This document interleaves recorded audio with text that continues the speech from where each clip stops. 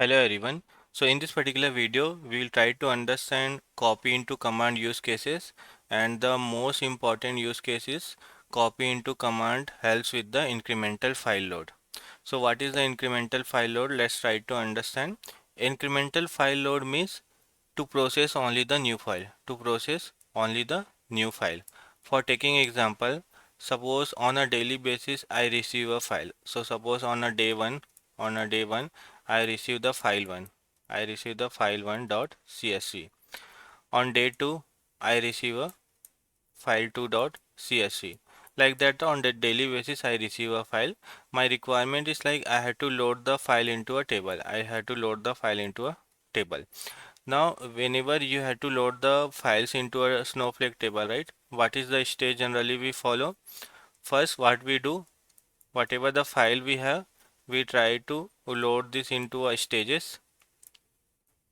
Whatever the file we receive, first we try to load the file into a stages, and from that stage we try to load the data into a Snowflake table. This is the step we follow, right?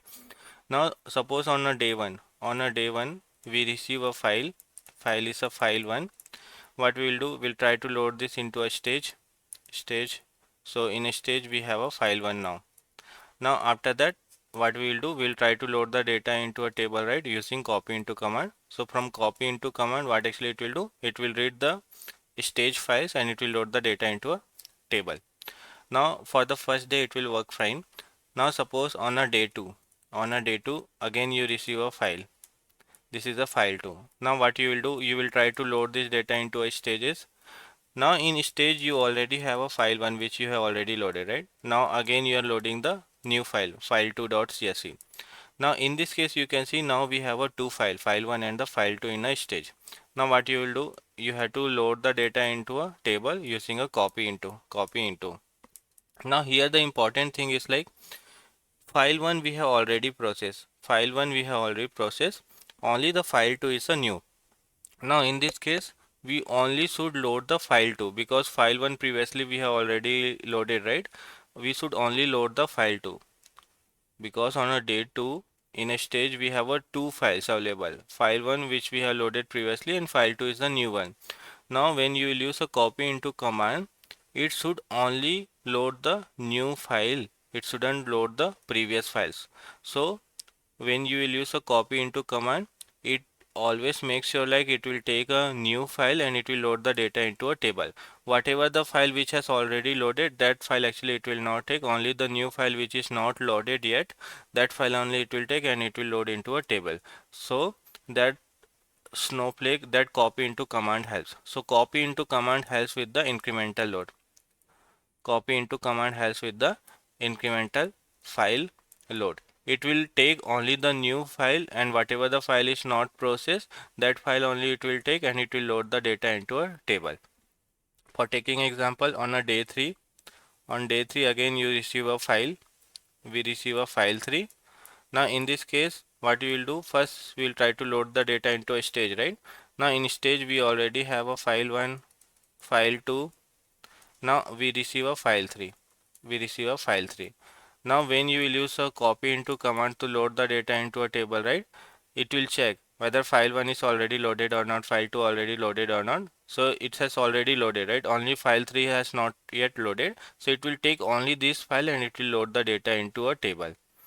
So it supports the incremental file load, means only it will take the new file and it will load the data into a table whatever the file is not yet loaded. So it supports the incremental file load, and it's very important from a data engineering perspective to follow the incremental process, because we don't want to load all the data which has already loaded into a table, right? Otherwise you will see a duplicacy in your table. So if this file you have already loaded previously, again if you load, in that case duplicate data will be inserted. So that's why we follow incremental process, and the copy into command helps with that. So how internally it works? So whenever the copy into command run, whenever load happens, it try to store all the file size, and all the metadata information into a uh, one of the check. And whenever the next time any file, right, it first try to check with the metadata information, like whether this file has already loaded or not. So that's how it does the comparison internally, and based on that only it process the incremental file load. Now let's try to do a practical. So we will create one sales transaction table. So what we are going to do, uh, we have a multiple file, file 1, file 2, file 3. So first we will try to load the data into a stages. First I will load into the stages, and finally I will try to load the data into a table using a copy into command, copy into command. Now again I will load the next file. Now here we will have a file 1, file 2. Now because file 1 is already processed here, right? So it should only take the new file and it should load the data into a table. So this is the practical we are going to do. So first we will create a Snowflake table. First we will create a Snowflake table where we want to load the data, Snowflake table. Then we will create a stages where we will load the files, and then we will use a copy into command to load the data into a final table. So let's do this practical. So I'll open my SnowSQL. Let me try to log in. So this is the what you have to pass, NoSQL -a account name -u username, and then pass the password, and it's complete. It's connected. Now what we are going to do, first we have to select the particular database. So where you want to create a table. So this is my Snowflake account, right? Go to the catalog. I want to create a table under the this practical DB, and we have this test schema. So here only I want to create a new table. This uh, sales transaction table. There only I want to create. So what I will use? I will use first database. Use database, and the database name is a practical. So I will use a practical. Now I will use a schema also. Use schema test. So now I am in a practical.test. So this is practical DB, this is the test. Here you can see practical.test. Now here I am going to create a table. So this is the table I will create. Copy this, paste this, enter. You can see table is created. If you want to verify, go to here, refresh this. In the table you will see sales transaction. This is the table we have created. Data preview, as of now no data is available. Now we have created a table. Now what is the next thing? Next thing is like we are going to create a stages. So we will create an internal stage. So what is the syntax? Create stage, and you can give any stage a name. So let me give the name as a sales stage. Create stage and the stage name. So that is what I am going to create one stage. So let me open this. I will give the name as a create stage and the sales. This is the stage I am going to create. Let me execute. Let's see whether, okay, spelling mistake. Create stage sales. You can see stage sales area created. Now if you want to verify, refresh this. In the stages you can see sales stage. This is the stage I have created. Now here we will try to upload the file. So if I'll show you my files, I have a sales 1, sales 2, sales 3. So this file I want to upload. How to upload? How to upload in a stages? So to upload this we use a put command, right? Let's see how to upload in stages. So we use a put command to upload the file into a stages. So we will use a put file whatever where your file is available. So let me see, my file is available in this location. So I'll copy this, paste here. Make sure you write a proper, you are passing proper path, and whatever the file you want to upload, that name also you have to pass. So what is the name for this? Let me copy the name, and here I will try to copy the name. This is my first file. So on first day I receive one file. So this is the file, and this file I want to load into a stage. What is the stage name? Stage name is a sales. So this is what I will write, and this is the command. So whatever the first file, right, what I will do, I will try to load this into a stages. Put, this is the file I want to load into a stages. Enter. You can see it is loaded.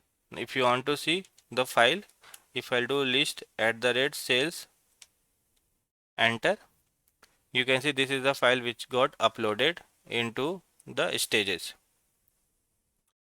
Now we want to, what is the next thing we want to do? We want to load into a table, load into a Snowflake table. How to load into a Snowflake table? Copy into which table you want to copy into data. I want to load the data into my table, this table, from which stage? From sales stage, because in sales stage we have a file, right? From this stage, whatever the file we have, we want to load into this particular table. Copy into table from stage, and after that file format we can pass file format equal to skip header equal to 1, and the type equal to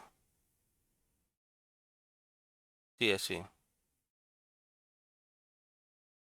This actually will pass. Let's try to load the data into a table. Let me come here, let me execute, enter. You can see loaded, 5 rows inserted. Now if we'll go here, this is our sales transaction table. If we'll come here, data preview, or if you want to see, right, the data, you can come here and you can execute the query also.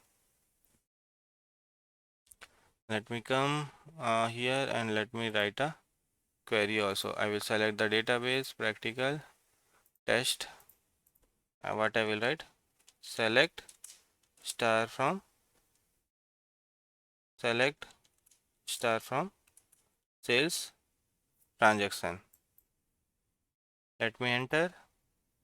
You can see 5 row inserted. 5 row we have inserted.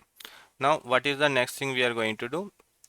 So as of now in your stages, as of now in my stage, if I'll show you list at the rate sales, I will do. I have only one file, and that file, when we will run a copy into command, it's loaded successfully. Now on second day I receive another file. This is the file. This I will try to load into my stage. So what I will use? Put file, whatever the second file, right? Second file name that we are going to load into our stage. If I'll enter this, if I'll show you at the rate sales, now we have two files. This is the first file. Now this is the second file which we received on a second day. Now we have two files available in our stage.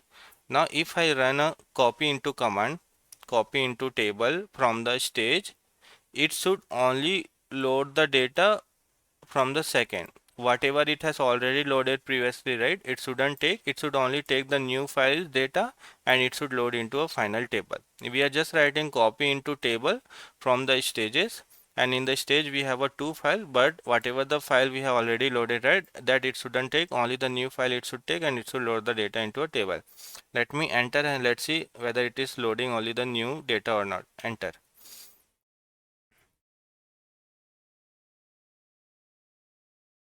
You can see it's loaded. Now if I'll come here and if I'll execute this, so you can see 1 2 3 4 5 which has previously loaded, and new data 6 7 8 9 10. Only the new data it has loaded. So it has not loaded the whatever the file which was previously loaded. It has only taken the new file and it has loaded into a final table. So in my new file, in my new file I only had a I only have a 5 new record, right? So it has taken only these files and it has loaded finally into a table. So like that it only takes the increment a new file and it loads the data. For taking example, suppose in a new day we receive one more file, this one, the 3 CSV file. Now if I show you in my stages, I have a 3 file. Now when I will run this, right, it should only take the new file and it should load into a table. It shouldn't take this file which we have previously already loaded, right? It should only load the data from this particular file. If I run the copy into command, if I'll do, it should only take the new files data and it should load. You can see only 5 rows is inserted. If I'll show you here, if I'll execute, only the new file, so only 15 file, 11, 12, 13, 14 file. So it supports the incremental data load. It only takes the new file and it load the data into a final. I hope you got the idea. Please do practice.